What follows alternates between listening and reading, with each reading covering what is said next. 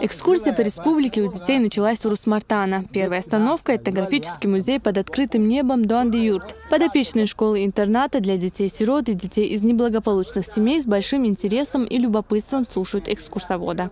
Урус-Мартан, Грозный, Хасавюрт, Махачкала, Баку, Тегеран, Багдад, Дамаск, Мекка, Медина, Иерусалим. Хабата, Эбата, Адвиспета, Медервам, Сагуй.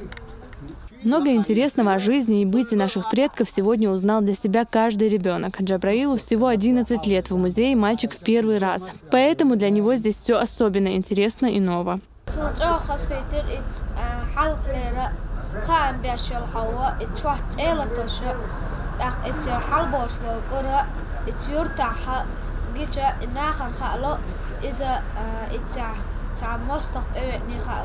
Уже после автобус с юными туристами направляется в Аргун, чтобы увидеть воочию известную своей архитектурной особенностью и необычным внутренним убранством мечеть имени Аймани Кадыровой. Здесь же дети совершили полуденную молитву. Познавательный туризм развиваем в республике для детей. Программа самого мероприятия рассчитана на 2 дня. Это посещение музея, Национального музея Чеченской республики, посещение мечети, сердечные.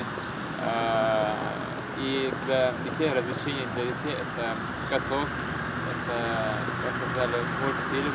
Завершилась экскурсия в Грозном. Здесь ребят ждал еще один сюрприз – посещение торгово-развлекательного центра «Гранд Парк», где они смогли подкрепиться и поиграть. День, полный ярких впечатлений, пролетел незаметно. Домой каждый ребенок ушел с подарком. Розана Цамаева, Динара Мурадова, Мариам Анзорова и Хаважа Мунаев.